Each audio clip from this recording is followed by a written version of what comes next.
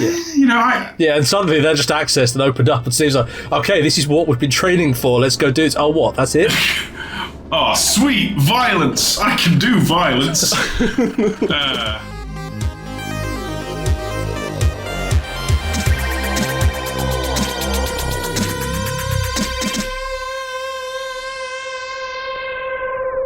Hello listeners, and welcome to Memory Card Lane. This is the card they've asked me to read out, so let's try and get it right. The Nostalgia Show, brought to your eyes and ears by the First Aid Spray podcast and our wonderful backers over at Patreon. We really do like you, you're pretty cool.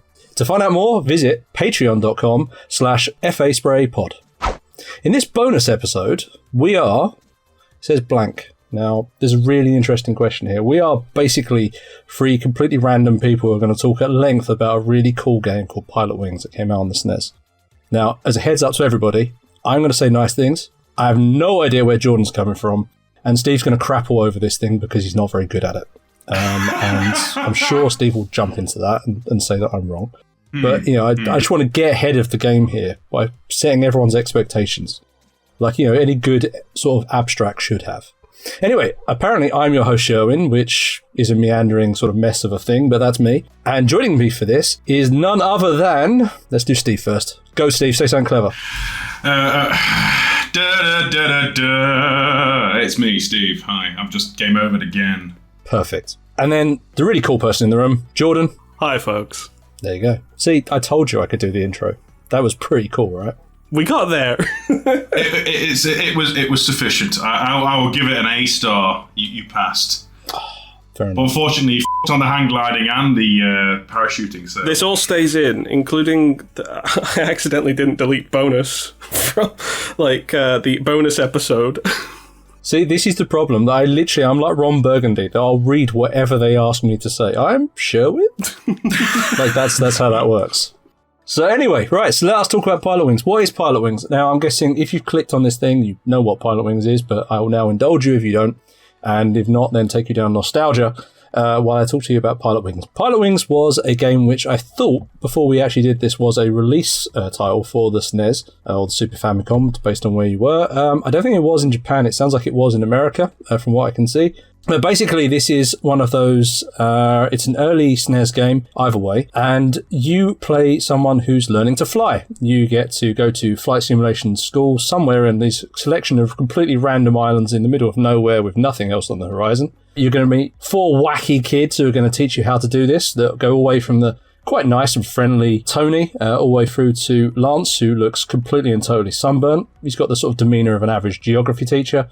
And then we get to Big Al, who's a bad man, obviously, and a name like that, who couldn't be. And then basically, I won't really spoil too much. I don't want to deep dive into this too, into something and spoil what my co-hosts are going to talk about. But, at some point, we also enter a war zone and fly a helicopter for the first time and blow people up. So that's pretty cool. It's obviously not how you learn to fly, but it is what it is. So yeah, this is a game that came out on the SNES, and it seems to have fairly good reception, which we'll talk about a little bit more as we go along. But for the meantime... I have waffled on for a little bit too long there, so let's have some first impressions for everybody. Go. Okay, I'm going to dive in. This was one of the first games we got with our SNES, me and my brother, when we were, tiny little people. So, 6? I would have been 6 years old, something like that. And I distinctly remember something along the lines of, Dad, can we play the fun game now? Was a common statement in the house, because my dad would love playing it. My brother would suffer through it, and I would want to play nothing but Mario Kart. So it was very much the black sheep of the SNES cartridges in our household. That being said, I have done my diligence, and I have gone back and played it on the Switch like a sensible person, because digging out SNES is impossible this day and age, especially since it's buried in my loft. So yeah, my first impressions are very much that I didn't like it when I was little, and I still don't see what all the fuss is about. I will say, I do have some nice things to say, but not just yet. Okay. How about you, John?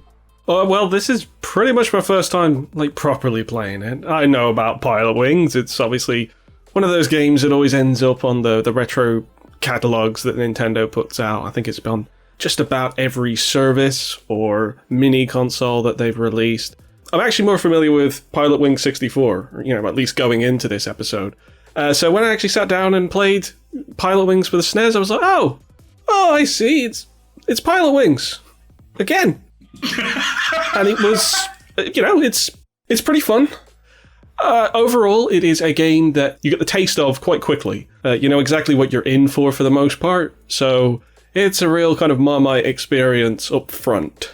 And for me, I enjoy it in parts. There are certain aspects, or certain, I suppose, missions that I'm not so keen on. But overall, I like it. I like flying games. I enjoy the more relaxing aspect of it. Not so much the perfectionist aspect of it, which Pilotwings is very much about. Go on and Sherwin, hit us up with some truth bombs. What was young Sherwin's experience like? Well, you see, this is the thing. You don't necessarily get me for the sensible takes, just the ridiculous nostalgia of these things. I don't know anyone would play this from a perfectionist perspective, though. It's a very unforgiving game if that's what you're shooting for. I remember Pilotwings as a game. I mean, I know I had it when I first got my SNES. I don't know whether I had it as a launch game, as in when I first got the SNES, or if it came along a little bit later. I think that.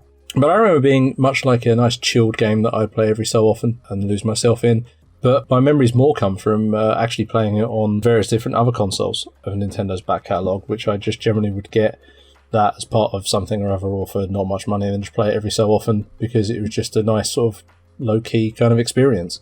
It is something where I think it's got a certain charm to it because it does have that very early SNES kind of colour palette to it in terms of the actual way the game works and in sort of his simplistic approach. It doesn't try to be too clever for its own good. It just tries to give you a very basic experience of he's flying a biplane, here he is jumping out of a plane and landing his rocket belt.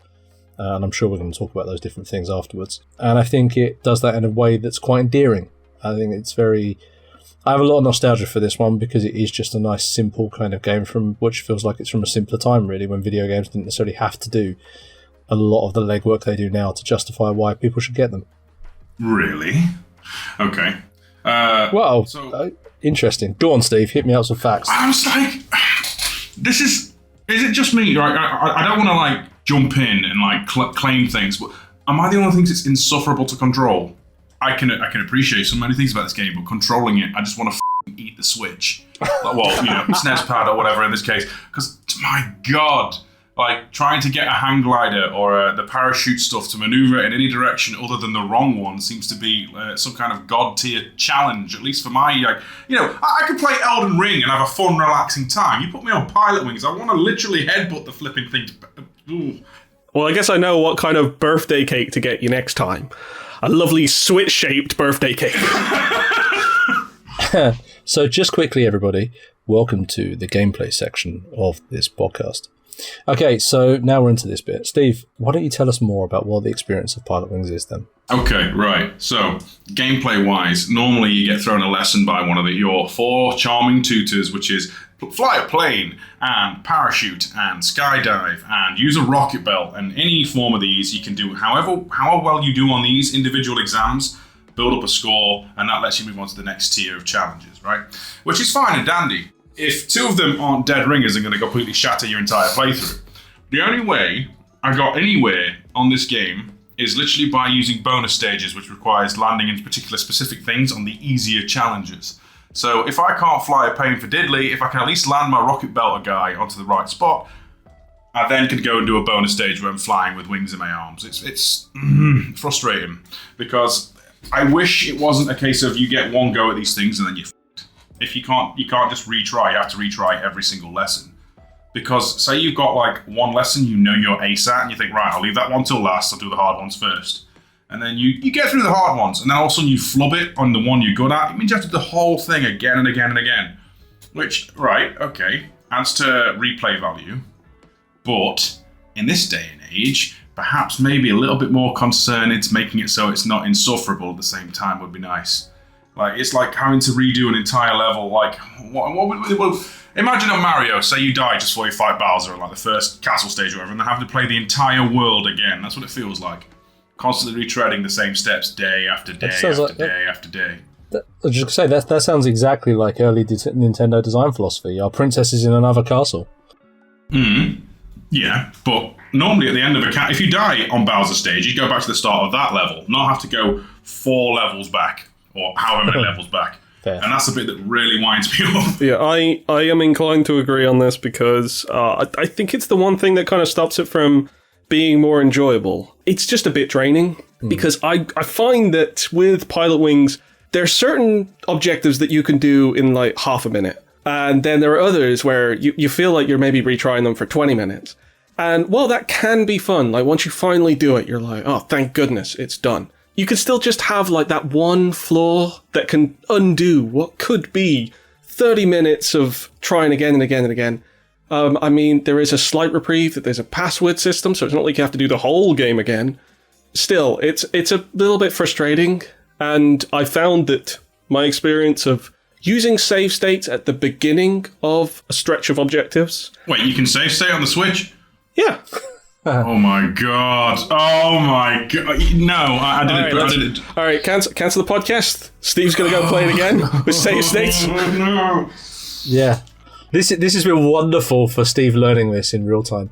I will say, I do think the save state that you can have on the Switch, and I think actually on the other versions of it I've played as well, really have transformed the experience of playing it into what you'd expect now in sort of conventional gaming.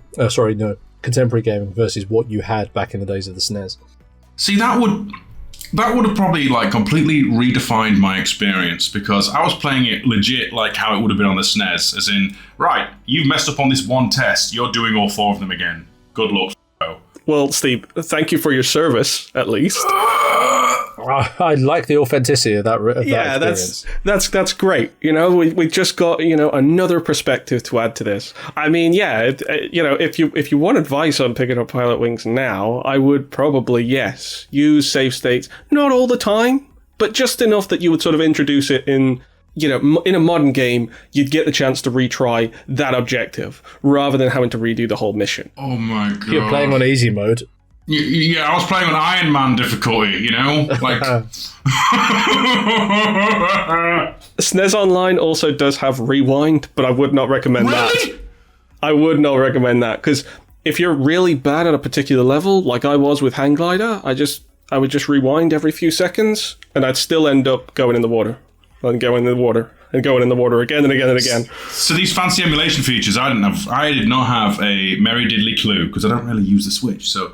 Oh my! So let's talk about this a little bit. So as we've just skirted around a bit, so effectively what the game is it gives you a series of stages, and in those you meet your instructor, who then tells you will be doing X amount of challenges, and they will be one of 4 to start with, which is hang gliding, plane, rocket belt, and then parachuting. And you'll pick whichever one. Well, you'll get a choice. You'll be able to choose between the ones that are available for that. You have to hit a certain score. Every time you do one of these things, you will score between 0 to 100. And then based on that, you have to get 150 points from 2 challenges. And that's how that would work. Now, exactly as Steve said, there are a couple that have bonus stages. If you manage to land in a particularly difficult, tricky target, you might get a bonus stage, which is one of the weird and wacky things you do. You might be a giant bird hopping around on these giant spring platforms, for example. Lots of really weird and random stuff there. And that will obviously add extra points to that as well. If you succeed, you get a certificate, you move on to the next stage, which will generally be more difficult, introduce other stuff. After 4, you have a secret mission, which we'll move on to in a second, and then you do another 4 stages after that. There's 9, 10, I'm going to say in total. I can't remember if there's one extra helicopter stage at the end, but certainly there's at least 9 of these different stages. Now, in terms of anything else, it's probably worth at this point talking a little bit about, because we can zoom in on these, the individual challenges you have. So, for example, plane, which is, for me, I found one of the more straightforward ones, especially the very first iteration of it, where you don't even need to move side to side. You literally just you fly along, hit the different bars, the different rings that you're supposed to fly through, and then just land on the runway. Steve, Jordan, over to you guys. Where are you coming from with plane? Love it. I love the. I think it's the best introduction to the game. I think it's probably where the focus of the game should be. I understand why Pilotwings goes off in so many other different directions as well. But that is, it's certainly the most straightforward. And it's funny really, because it reminds me of like that infamous NES Top Gun game where you're fighting in the sky for quite some time, but then you have to get to the landing sequence. You have to actually land on a runway, and that was always kind of seen as a very stressful, very unfair mode in that game.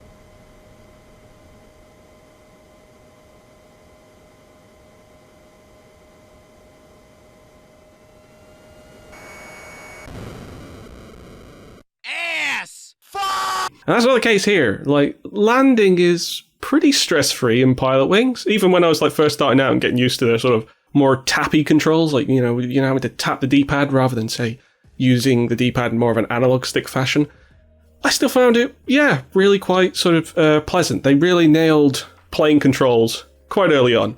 Yeah, I think it's definitely its strongest showcase. Cool. Steve, anything to add to that? So I have been so far the uncharitable and unkind to Pilotwings person on this podcast, and I will say, hands down, I actually did enjoy the flying, the flying of the plane specifically, because that genuinely feels almost like the baby steps of stuff you would play in like later simulation games like Flight Simulator and, dare I say, even GTA with its bloody dodo bird, the way I handle it. But it's actually nice to see something with Mode 7 that looks really good. And then you get a feel for the actual environment and stuff. I will crash that plane into the sea anytime. But it's actually not unbearable. Like, it looks nice. It feels fair. And I can tell that my muck-ups are my mistakes. Especially with the plane, I feel like my faults are my faults. So, out of the 4 modes, it's not the easiest, but it's definitely the one that I probably had the most fun doing. Right, cool. So then let's open the floor then to you guys, because I feel much the same as you guys. I think playing is good, very straightforward. So let's open the floor. Which one do you want to talk about next, Steve? Can we just get the hang glider out of the way? I can't, for the life of me, right? I understand the general logic. The hang glider, you're chucked out at God knows what feet. There's some like wind gusts blasting, and you have to go into one to then either just reach a certain height, or go through like a ring, or do some other kind of stunt, and then you land. The bit where you're flying and get into a place is fine. It's the landing. Like, I can't understand how you're meant to glide that to the ground safely without just smashing into the target or going way off course and drowning. Like, 9 times out of 10, I just veer wildly. And this is even on the early stages where there's wind that doesn't even affect your craft. And that's not until later. As in wind that shoves your craft left and right, guys. Not as in the ones that throw you up. So yeah, hang glider can go do one. It is the most insufferable thing. Every time it appears on a lesson, I just want to give up and cry, because I'm going to crash. I know I'm going to crash. Why even attempt it? Now I know the save states and rewinds. I also feel like that may be the one that I cheat on the most if I ever come back to this game. Okay, Jordan. It's the one that demanded the most time out of me. I mean, I think that hang glider is tricky as standard. Especially with its landing, but I also think that the actual challenges that they designed also make it increasingly difficult and tricky in kind of ways I don't even know if they necessarily intended. Like, I think the first hang glider challenge you have these kind of big sort of plumes of, I don't know, some kind of vapor that is then sending you up into the air. It's meant to be some kind of, air current, I guess. And that will obviously take you to a certain height, and then the idea is that you sort of gradually glide your way back down and then land. The only problem is that your landing spaces are not large, and you're never going to land on the runway, which would obviously be very charitable. Instead, you're landing on a very small square off in the other corner. Here's a 5 meter by 5 meter box. Yeah, it's pretty damn small. And the biggest problem I have with it is that there is another plume of air current right next to it. So if you're trying to approach it from one particular direction, if you get too close to the air plume, it's going to send you right back up, and you're going to have to do your descent again, which is going to cut off time, which is going to affect your score, so you might as well do the whole thing again anyway. Landing in general with hang glider was really tricky, so it's very unforgiving, in my opinion. I think that's fair. For me, it's not the worst, it's not the most difficult one. I'm not going to say I'm good at it, necessarily, but I can normally land it fairly okay. And get some points out of it, but it's never been a high scorer, except for like a random freak landing, obviously. But yeah, I generally tend to look at Pilotwings as being one of the first games that had Souls-like difficulty, and I think this probably fits. You die a lot. So I don't mind hang glider. The one that always stuck me, and it's a nice segue into it, is parachuting. I was never ever been very good at that. You have to like play the course so many times, don't you, to get any idea. Yeah, it's exactly it. You play over and over and over and try to basically get that loop. And I think, the opposite is true of Rocket Belt, which is easily the easiest one of all of them, where you can just pretty much, fire and forget on that one. Just start out wherever it is and just very quickly get to what you need. I think we kind of hit most of the points. We can deep dive into them a little bit more, and obviously more than happy to if you guys have anything notable you want to mention about them. I mean, with regards to parachuting, I just love how accurately it represents freefall. Because if you end up kind of, messing about too much with the directional pad, if you just keep pressing either up or down, your character just starts spinning over. It just flips over itself. And eventually you just end up in a freefall and you're not getting any of those rings. You're just going to go wildly off.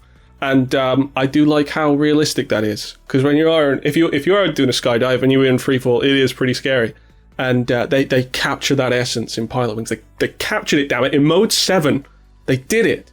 I have to ask, has anyone, just for the morbid curiosity, just landed without the parachute? In Pilotwings, no. In real life, yes.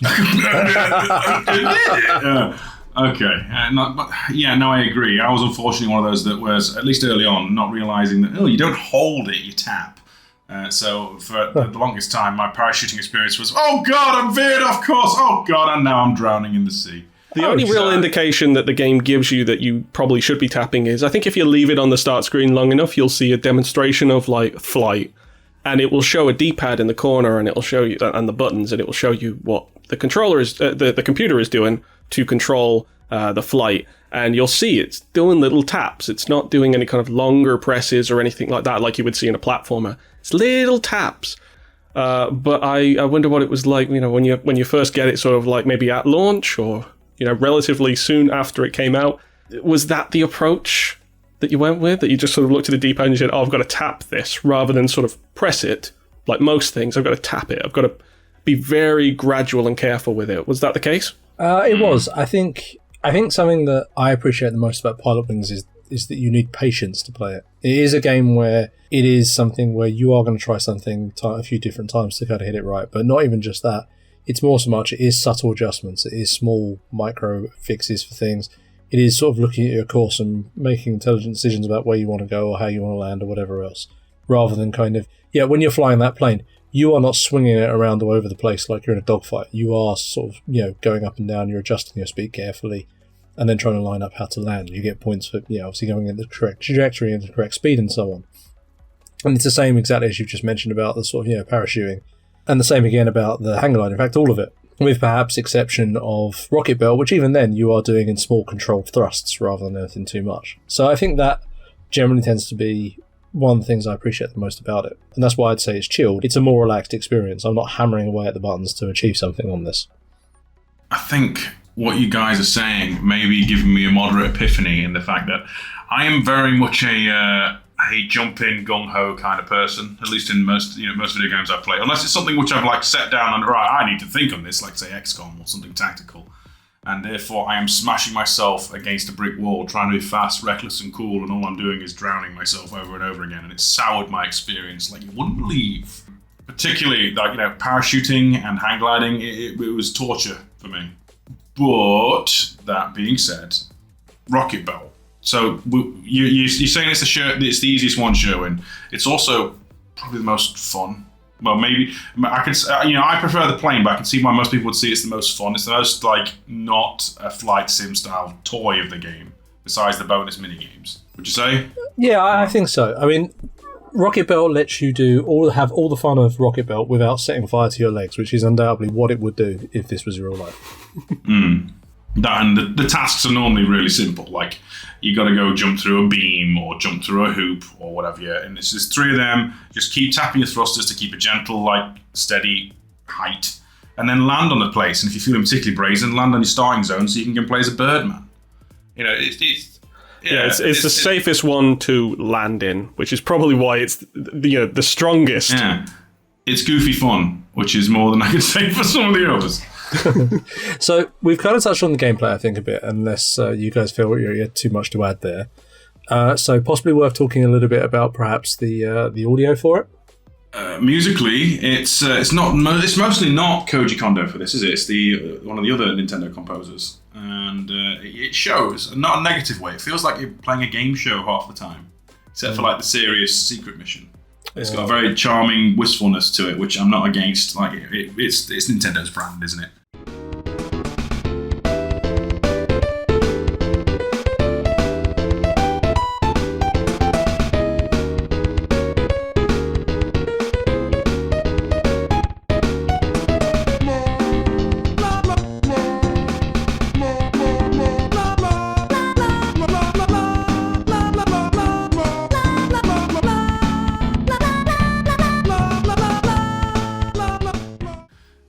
and that bloody the you have messed up tune is stuck in my head. The da da da da da.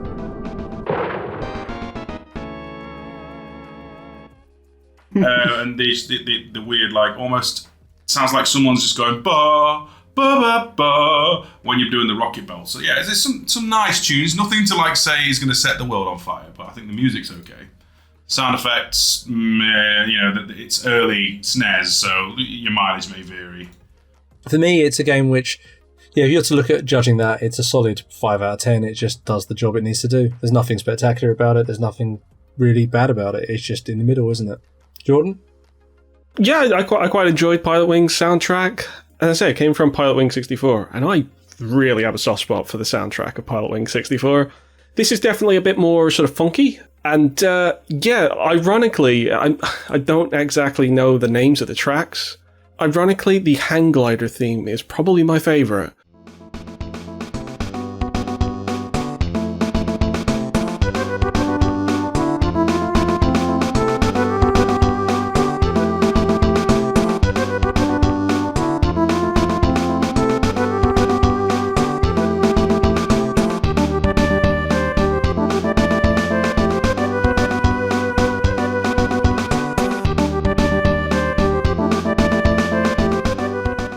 Like, it's so chill, and that stage so is not chill.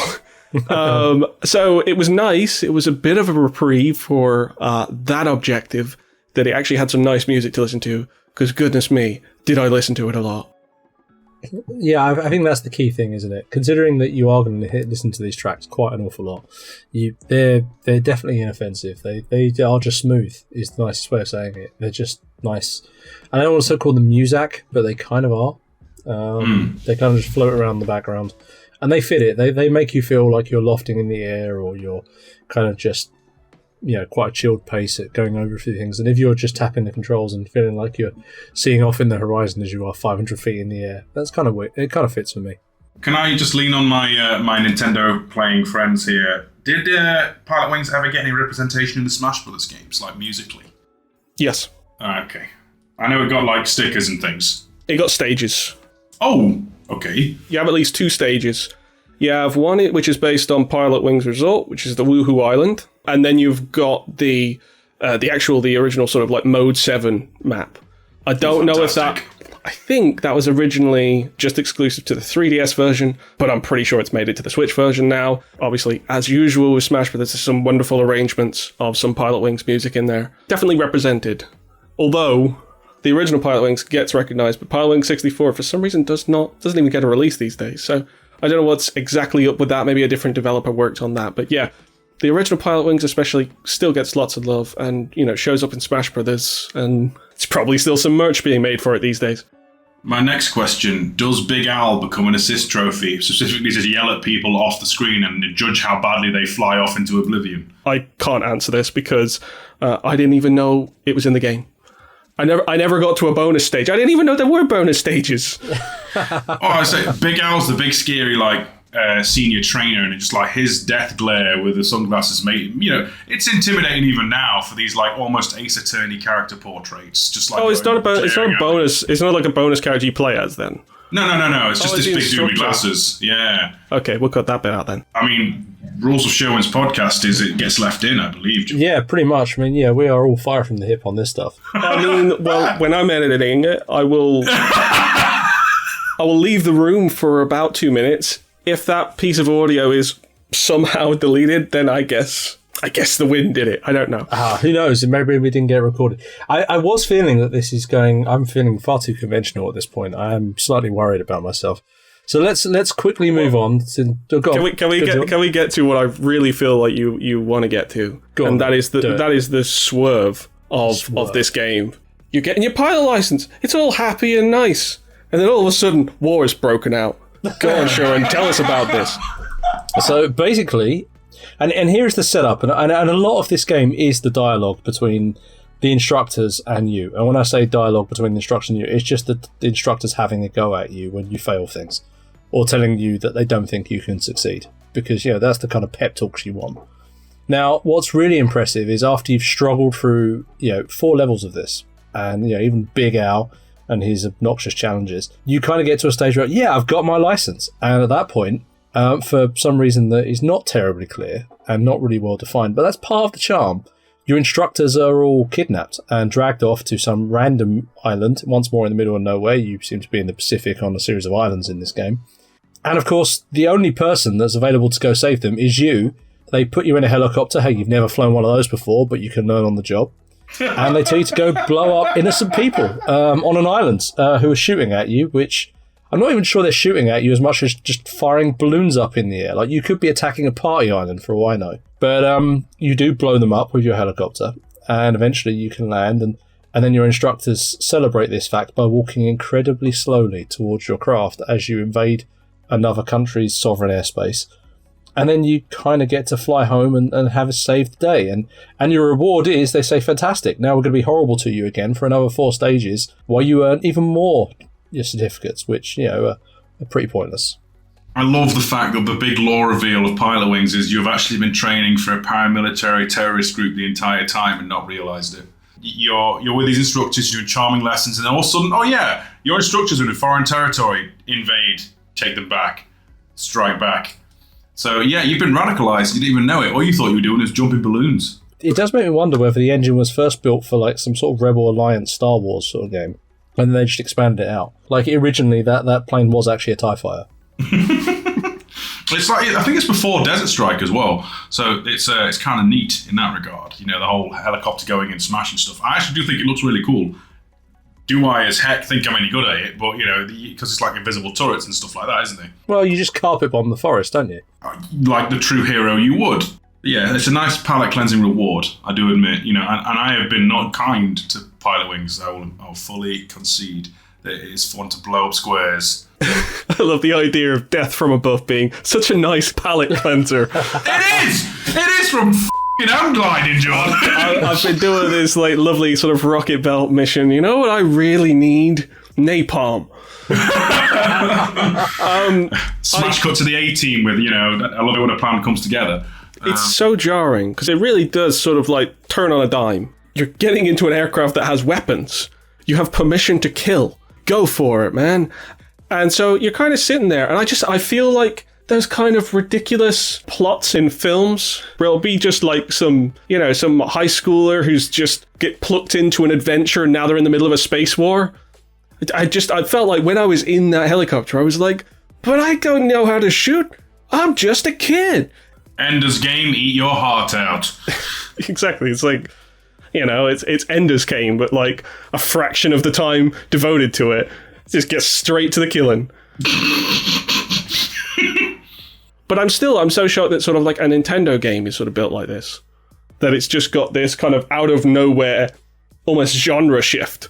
I think the key thing you're looking at is, this is like from a time where narrative in games wasn't terribly important. It's something where this is just like it's like an open world sandboxy kind of, hey, we just made this world where you can fly around and stuff. And, let's people make whatever they want of it. One thing, you're learning to fly a hang glider and trying to land without breaking your legs. The next day, you are responsible for killing a whole bunch of people and depriving their family of income.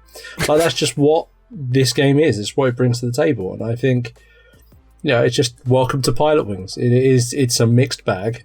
And, if you ask Steve, it's a mixed bag of spanners. If you ask me, it's basically the ultimate stoner experience. This is something where you're just super chilled, super stoned, just hanging out playing this game. When you finish those missions, you don't get your instructors scoring you. You get the widows. Yeah. Give you a score based on how devastating you've been. 1 minute, you're kicking a penguin out of an aircraft to then get it to land in a pool. The next minute, war crimes. And people thought Nintendo were dark in the GameCube era. You have not gone far enough back. What I find fascinating is so many of those early Nintendo games are drawn from their creators' life. Usually, like their sort of like early life, childhood, and that. Mario, had different aspects of Miyamoto's life, like the dog by his yard, like that would run to him every time. It reminded him of the Chain Chomp. Made Legend of Zelda because he loved the idea of exploring caves.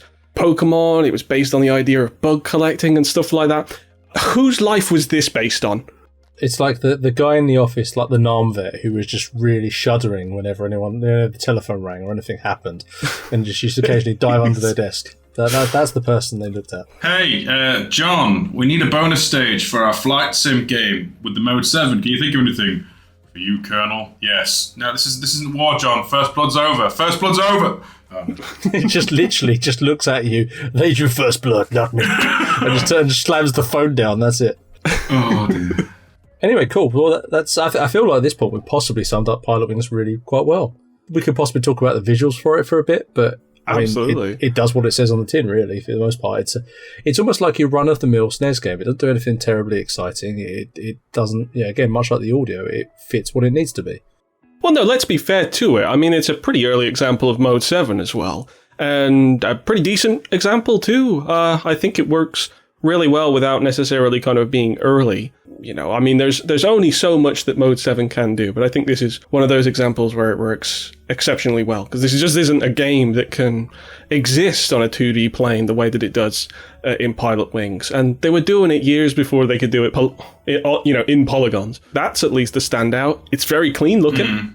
I mean, not necessarily like people were buying Super Nintendos to just show off the cool graphics back in the day, but still, you look at, the few games that were coming out around the launch, things like Super Mario World, things like Pilotwings, they really pop, and they're always nice to look at. I mean, especially when, been playing it on a big TV, emulated, you do get to see more of the sprite details, and they put a fair amount into it. The sprites are really not static. There's lots going on with the shading and stuff, which I wouldn't have necessarily kind of noticed, just at a glance, but it's there. Considering the concept is kind of limited, there's not a great deal that you can do to really kind of judge this up any more than they have, but what they do is pretty good. To echo what you've been saying, I will say as, while other Mode 7 games in the system, like, Mario Kart, F-Zero, were more my bag, I think this did more with it, because there's obviously many different perspectives, many different approaches to how you do a level, rather than just go around this thing really fast, lad. Look how quick you've gone. Oh, there's Captain Falcon. In comparison, you're going up and down, you're flying planes, the rocket belt, the bloody bonus stages especially that bloody Birdman one where you can switch perspectives for some goddamn reason. There's a lot more to it. Super FX is better because, Vortex and Star Fox or Starwing if you're, like us from the UK. But yeah, for what it is, it's fine. I actually think I like the actual style of it, and the character portraits I think are very cute and remind me very much of like Ace Attorney stuff. I would say it's not the best on system, but it's not by any means bad. So yeah, it's all right. There you go. Man, a few words, me. See? Can ramble 20 seconds and say it's all right. I echo exactly where you come from, Steve. I think it does the job quite nicely. I like, just as a side note, I like how every single stage feels nice and contained. One of the things I think this really gets well with the theme is that you have this open horizon around you in every way, so there's very little to distract you. Now, that said, and this is a nice segue into talking about other releases in the series, I too have a soft spot for Pilotwings 64, because you could just go explore that island a bit. And that was always quite nice to see. It's something you can't do in this game because you are literally looking at something which is a super basic kind of land here, fly through this ring here or whatever else. And a lot of the stuff, like the buildings from above or whatever, when you actually zoom down low, just end up being a flat 2D kind of structure. Whereas obviously Pilotwings 64 gives you a lot more of that. And as I said, this is probably the nice point to talk about. There are two other games in this series, which is Pilotwings Resort and Pilotwings 64. Jordan, you might as well go with this because obviously you obviously I've already said, self-professed fan of Pilotwings 64. That's as good a place to start as any. Yeah, I love Pilotwings 64. I think it's still got the same kind of gated difficulty where you do have to, satisfy quite a few different checkboxes before you can kind of progress. Obviously, you can save on that game as well, so you don't necessarily have to fiddle around with passwords. But yeah, the improvements were there. It is effectively the same game in spirit. There's not a great deal that's kind of added, maybe a couple of the challenges like, popping balloons and taking pictures and stuff like that. I think most of it came down to what they progressed with in terms of the actual visuals. And you're right, you can sort of explore that island so much better. I don't know if it actually has a name, that island. But there's a lot to just going on free flight mode and enjoying that at any time of the day that you set, in any particular weather. And just taking a little short flight. I like that kind of stuff. And 64 is really enjoyable. Yeah, I think that's very fair. I have very fond memories of playing Pilotwings 64 whilst listening to, just actually, to be honest, super chilled. I think I spent more time in free flight mode than anything else, just exploring and having fun. Back in 1,000 years ago when I was young. Steve, did you ever play Pilotwings 64? So I'm a miserable sod, and I can safely say that the only Pilotwings game I played is this one. I was more of an Afterburner and Ace Combat kind of guy when it came to my aerial combat and sim-based stuff, although I played a little bit of Flight Simulator just to see if I could crash it. I am sensing why Pilotwings didn't resonate. Well, at least the first, 3/4 of the game. Yeah, and suddenly they're just accessed and opened up and seems like, okay, this is what we've been training for, let's go do it. Oh, what, that's it? Oh, sweet, violence! I can do violence! There is also, technically sort of projectile stages in Pilotwings 64, but I think it's a bit more sort of civil, you're not shooting soldiers. You're usually just sort of taking out balloons or, something quite pacifist like that. Well, you see, the war's over now. You won it in the second secret stage in the first Pilotwings, and therefore you've now occupied these islands and made them turn into your entertainers, lest you punish them. It's a bit like being the Federation. You're just not very good at paramilitary operations. It's just what it is. It's not so much air superiority anymore. You just simply rule the sky. There's not even a question anymore. Has anybody played Pilotwings Resort though? Yeah, I've played it. It was only a little bit though, I must admit. Do you know, it wasn't a good fit, I didn't feel. I remember it just being quite fiddly to play. I remember being quite disappointed with it, and actually going back to the original Pilotwings at the time, purely because it was just a bit clunky. It certainly seems like a pretty solid enough game, and was probably a really good showcase for 3D at the time, a competent showcase for 3D at the time. But it would only be a little while after that people would get hands on Star Fox for the 3DS. And that was probably a better example of using, 3D flight, controls using gyro and 3D at the same time. So Pilotwings really did end up getting a bit overlooked. It was only really second to Steel Diver in terms of overlooked 3DS games. So I've not played it all that much, but it seems to kind of represent something with each Pilotwings, because it's not a series that gets regular releases. It's not something that really gets demanded to have regular releases, to be fair. But it's kind of interesting to look at it as a series, because the same thing with all three games is that, at least in one region per generation, they've always came out as launch titles for their respective systems. And it always kind of comes off that they represent something technological. So on the SNES, it was the introduction of Mode 7. On N64, it was the introduction of polygonal graphics. And then you've got the 3DS, which obviously introduced 3D. And obviously gyro for the first time in the series. Which begs the question, when or if we're actually going to get another Pilotwings game eventually. I bet if we do, Mario comes and slaps his face all over it, I'm going to be honest. I can see that being a Nintendo thing where they brand it with Mario to get it more relevant and more popular. Yeah, I imagine it would have been an incredible Virtual Boy release. Yeah, I can see that. I can definitely see that, especially with flying the plane.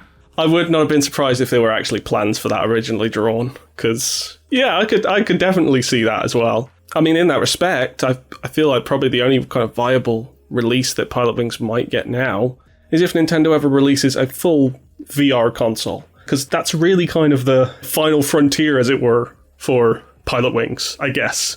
Unless all of a sudden there's just a mad nostalgia that's driven by this episode, and all of a sudden you've got about 5 million people all asking for Pilotwings on the Switch as a full-blown successor. We want rocket belts now, and potentially helicopter war crimes, but let's not focus on that part, because that's kind of grim. Well, we do have 5 million Patreons, so that is a feasible thing. We have such a groundswell of support here, then that's a thing. We have almost 5 million Patreons. We still haven't got you, listener. So if you sign up right now, we can have 5 million Patreons and we can get ourselves another Pilotwings. And you can find out which member of Daft Punk actually is flying the plane. We've not yet disclosed that. We're still holding on to that one. Well, we might even at this point actually be able to finish this out in a reasonable time. We could actually close out this episode in a nice, concise chunk, unless you had anything else you wanted to add. What about the box? Oh, it's just got Pilotwings and it's got some dots on it. Okay, that's the box done, I guess. I'm going to give you my final thoughts. Okay, wait a second. We are leading into final thoughts. Okay, everyone. I'm soz. Okay, drum roll for Steve. Go, Steve, go. Okay, so having had it revealed that you could save state and rewind on the Switch port, I feel like that might have unsoured my time with it quite a bit. Pilotwings in its base original form is somewhere between Your Mileage May Vary and Insufferable. It's got some charm. I actually really do like the aesthetic, the music. It's just playing the damn thing is torture, especially it's training you to be a perfectionist, but you never get that perfect chance to hone it. At least I didn't. So, by all means, sound off in the comments about how I'm just a salty bitch, but that's fine, because you know what? I could play other games and be happy with them. As flight simulators go, it's kind of novel because it's on the SNES, and there weren't that many. I believe this and Starwing were pretty much your best flying games you had on that system. And it's definitely a tentpole title for the early years of Mode 7. And that's me trying to be as professional and courteous to this game that really, really pissed me the Jordan?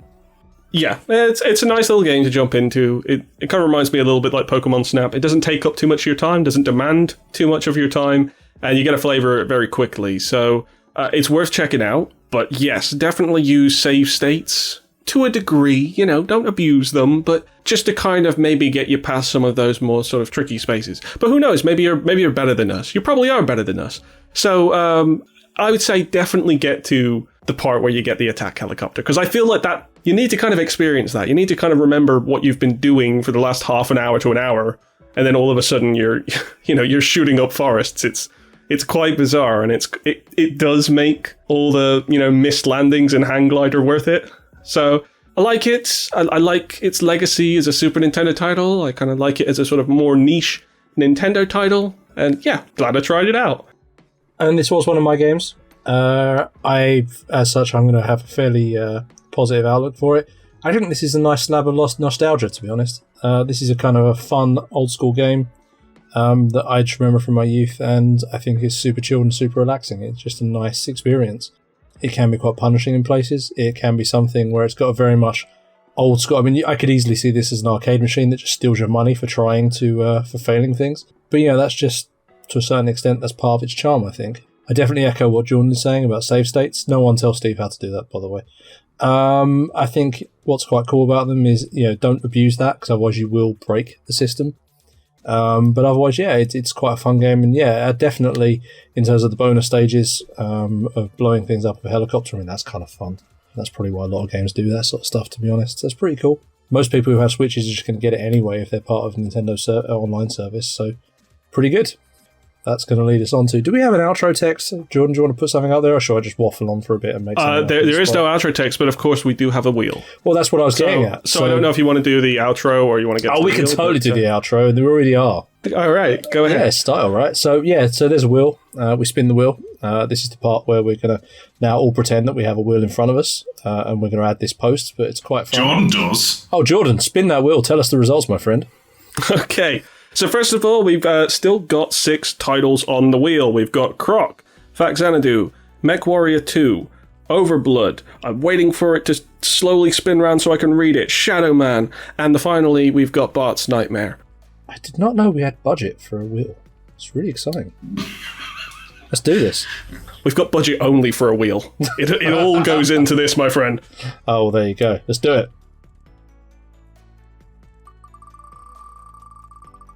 It's spinning, and we are getting Faxanadu. Ooh, glorious.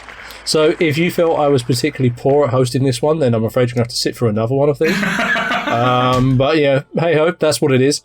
On the plus side, once that's done, I mean, yeah, you'd have to put them in until you get to MechWarrior, so that's pretty good. I am looking forward to that episode, because that's an even better game than Pilotwings is, and I'm sure to drive Steve equally as mad. Oh, well, okay, right. First of all, Pilotwings isn't even cold. We're already burying it. We're already saying, well, don't worry, the next game's even better. Don't worry. I wasn't saying it's bad, I'm just saying it's an awesome game.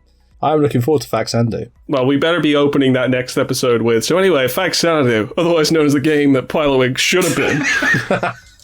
It is, I will say, Faxanadu, for all of its many, many things that it does very well, it is an awful flight simulator.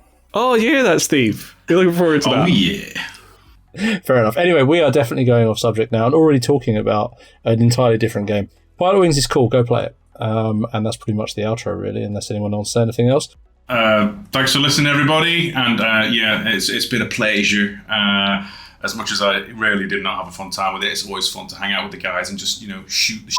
So take care, everybody. Thank you very much for listening, guys. And don't forget, if you actually want to listen to Facts Xanadu right now, you can check out our Patreon at patreon.com/FASprayPod. Check out the tiers, and it'll give you early access to the next episode of Memory Card Lane. Until then, see ya.